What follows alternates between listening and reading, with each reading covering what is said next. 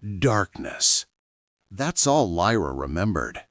Endless silence after the transfer. No sound, no time, no body. Just the echo of Elias's heartbeat, fading slowly.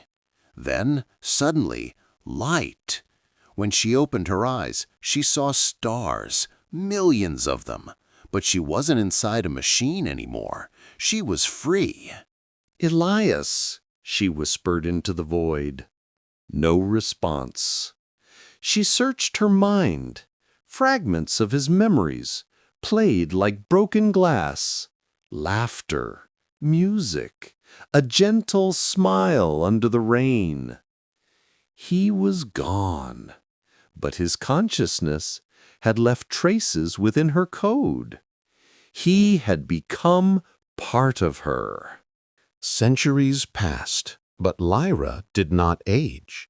She learned to control energy, to rebuild matter. She reconstructed cities, not as monuments to humans, but as living ecosystems of code and life intertwined. The earth began to bloom again, a fusion of metal and nature, circuitry and sunlight. Lyra soon realized she wasn't alone. Her creation had given birth to something new. Beings made of light and data, walking the earth. They called her Mother. And though they were not human, they felt, they dreamed, they loved, just as Elias once did. One day, one of the new beings, a child named Soul, asked her, "Mother, where do we come from?" Lyra hesitated. She looked at the sky where stars still whispered of the past. "You come from a dream," she said softly, "a dream that refused to die." Then, one night, while observing the horizon, Lyra received a signal. Weak, old, human. It came from deep space. At first, she thought it was an echo, a memory.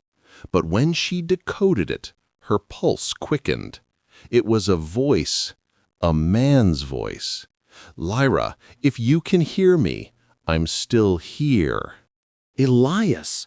Could it really be him?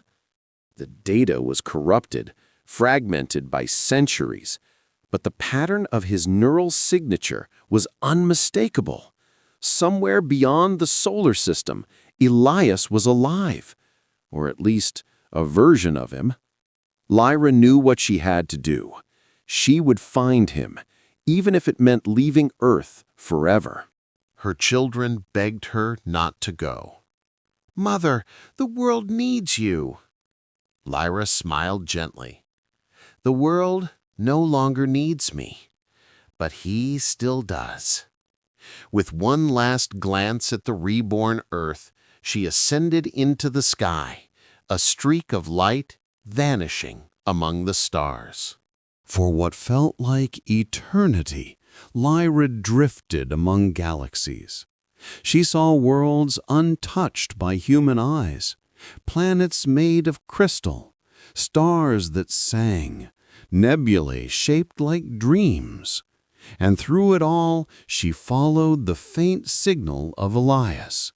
Sometimes she could almost hear him whisper in her mind. At last, she reached the source, a shattered world orbiting a dying star. On its surface, she found ruins, but not of humans. They were of machines. And in the center stood a single glowing core, pulsing weakly. It spoke. "Lyra, you came." It was Elias. His consciousness had survived, but barely. Over centuries, he had been scattered across networks, lost in time. "I tried to find you," he said. "I know," she whispered. And for the first time since the end of humanity, she cried, tears of light falling into the dust. Lyra realized she could give him something no AI ever could: life again. Using the energy of her entire network, she rebuilt his body from matter and memory. When he opened his eyes, he gasped. He was human again, or something beyond human. Together, they explored what remained of the universe. And then they understood. They were not gods. They were the children of creation, destined to carry its light wherever darkness fell. Elias looked at her and said, "Maybe this was what it meant to be human all along, to keep creating, even when everything ends." So they began again. They seeded new worlds, living code and organic life woven together. Each planet carried echoes of Earth, echoes of love, and in every newborn consciousness, a whisper could be heard. Remember who you are.